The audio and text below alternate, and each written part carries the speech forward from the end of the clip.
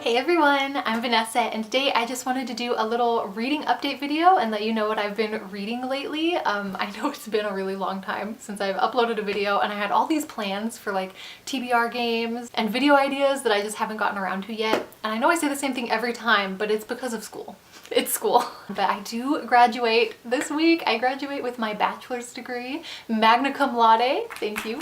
Thank you, thank you. So that is a huge relief, but I think videos are still going to be a little sporadic even after that because I'm going to be in the process of moving over to my boyfriend's house. But I promise that I will upload when I can and I'll do my best. So anyways, second of all, I want to take a minute to appreciate these new glasses that I got.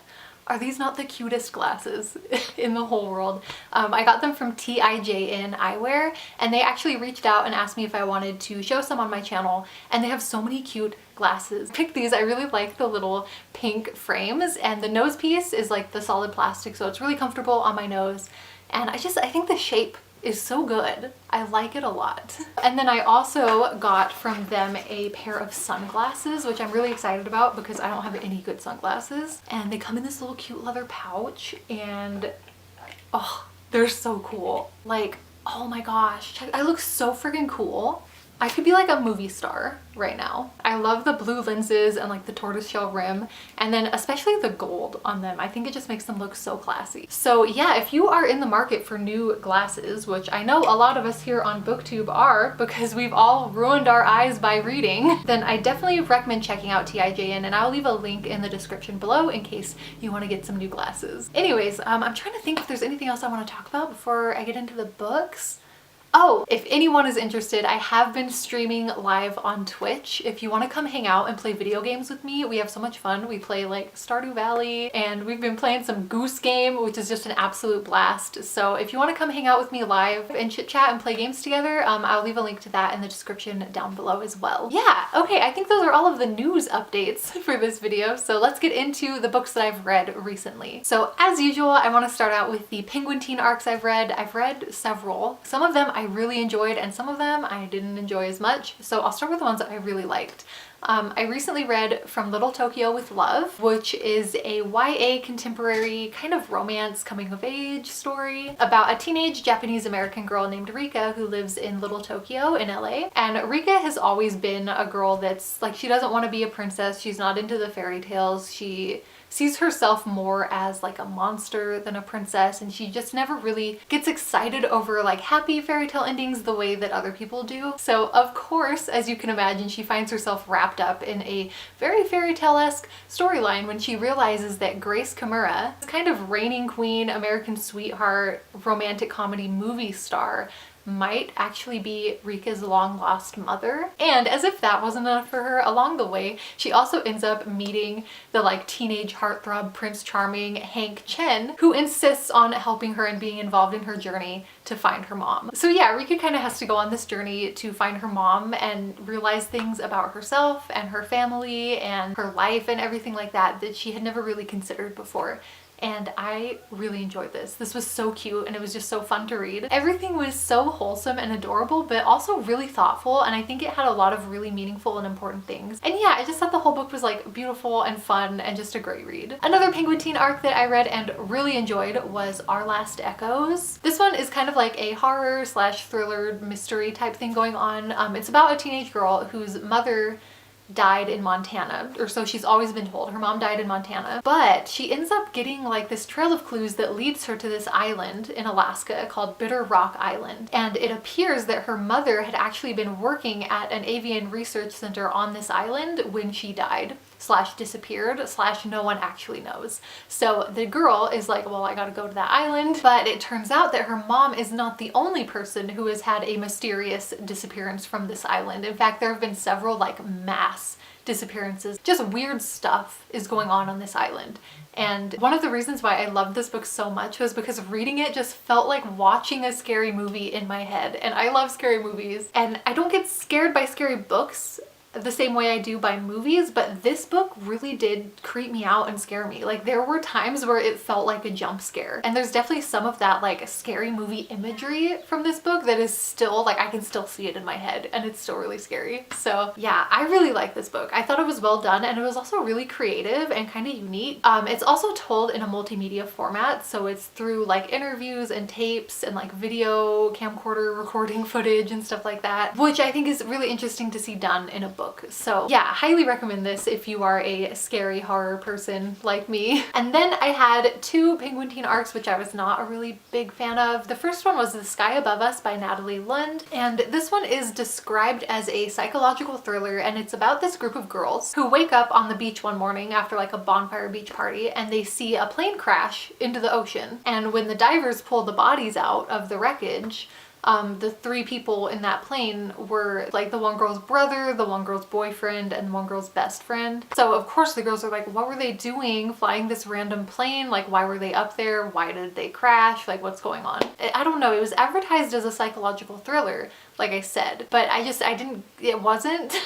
Like, it was kind of just really a sad book. It was about these girls dealing with the grief and the loss of these people that were so important to them, and dealing with not understanding why it happened. And then on top of that, we do follow some points of views from the boys themselves leading up to the event, but yeah, it didn't feel psychological or thrillery. It just felt like really sad. And I think that that was actually done pretty well, but the one thing that made me kind of really uneasy with this book was always this question throughout the book of whether or not this crash was intentional, and whether or not the boys crashed the plane as a way of escaping from the things in their lives that they needed to escape from. So obviously it deals with the topic of suicide and stuff like that, and I just personally, and I saw a lot of other reviewers feel the same way, so it's not just me, it felt like it wasn't the right way to deal with those things, because it almost felt like it was romanticizing it and putting forth that like, if that was what the boys had done, that it was justified, and that there was really truly no other way for them, and that that's just what they had to do.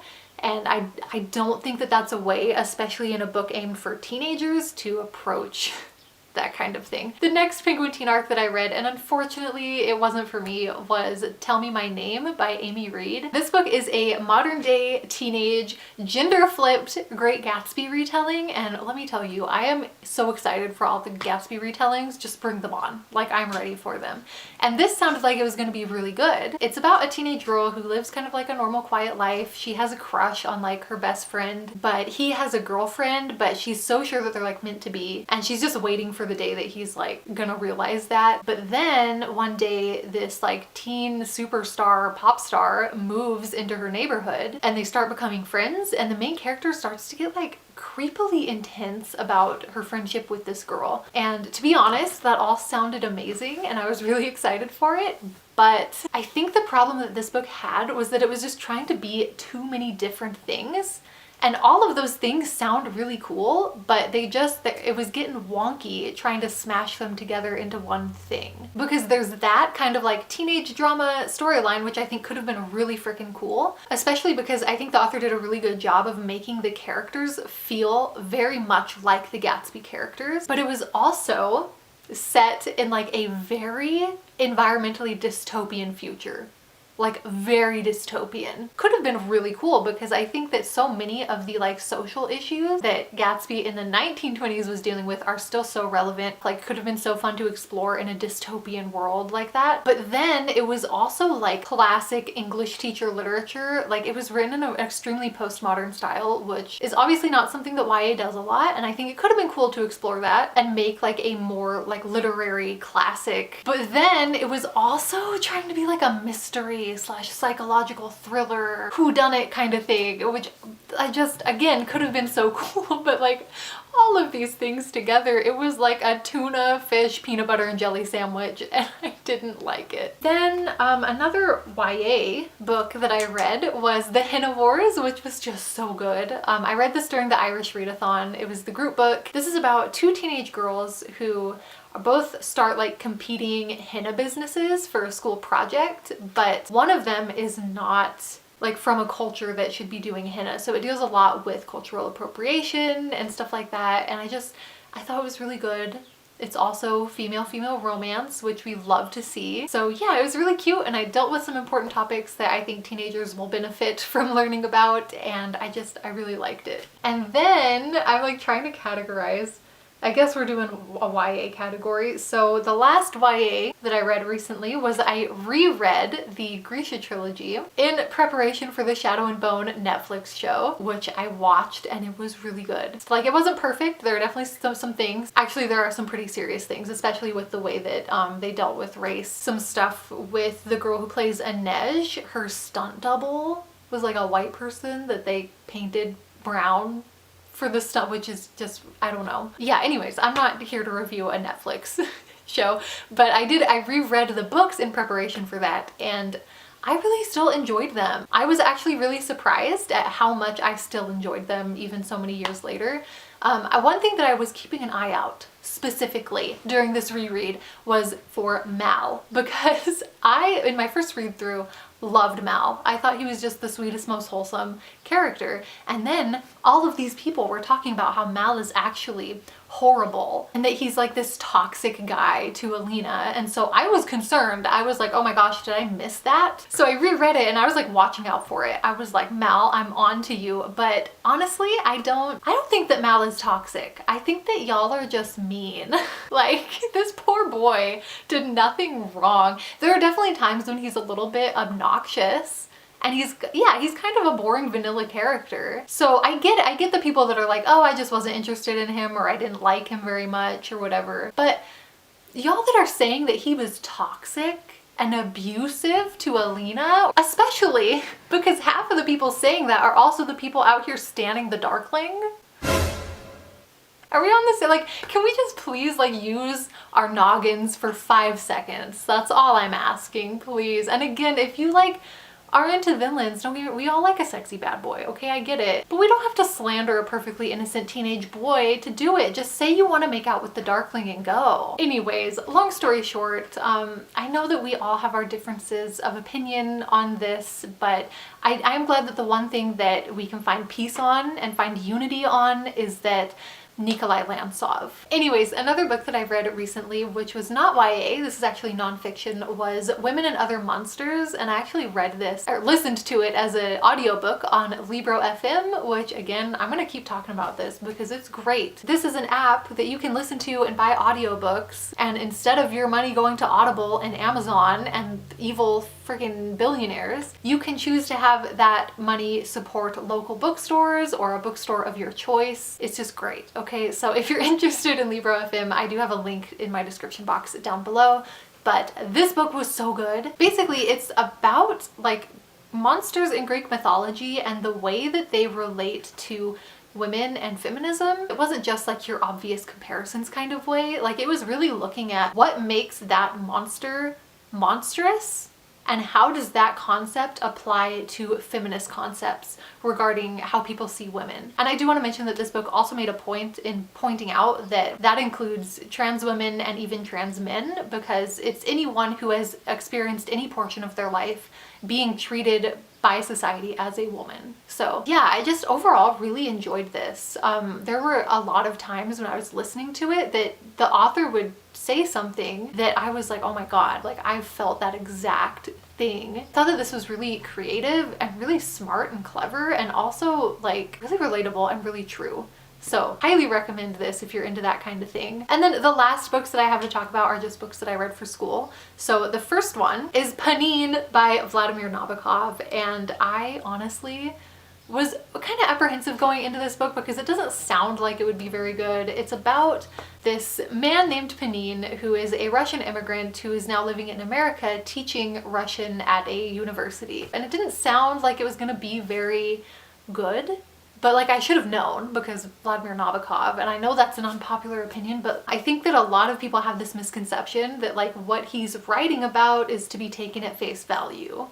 when that's not the case, really. So like Lolita is written very like, oh yeah, everything I'm doing is fine and it's right, and it's actually romantic, and it's written like in a very flowery way, right? And like Nabokov does this thing, and he did it in Panine too, so I'm assuming this is a Nabokov thing, and is like, look how fucking gullible you are. Like, look at how willing you were to participate and like justify something that is obviously so completely fucking wrong. And like this book, there's a lot of times when Panine is portrayed as like this kind of insufferable character who's like bumbling around, like he doesn't know what he's doing, he's not very good at making friends, and he's kind of boring, like he's not fun to talk to, right? So you have this picture of Panine as that kind of guy, but then halfway through the book, it flips. You get to see him interacting with people in his native language, and you realize like English is his third fucking language. And so like all these times that people have been laughing at him for being like dumb, actually he's not dumb. You're a fucking asshole. The man is a Russian immigrant. Like, what do you want from him?